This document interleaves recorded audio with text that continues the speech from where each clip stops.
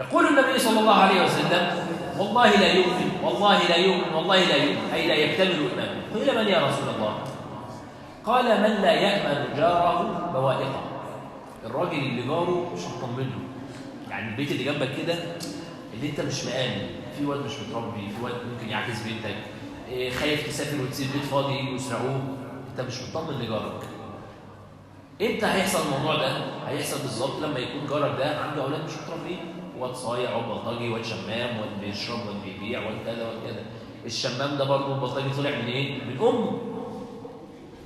فهذه الام التي اساءت تربيه الابن جعلت النبي صلى الله عليه وسلم يحلف انك لن يكتمل ايمانك. كلام واضح، خلاص والله لا يؤمن. اذا لو جارك متأذي من أولادك بسبب سوء التربية في ميزانك تحاسب عليه يوم القيامة.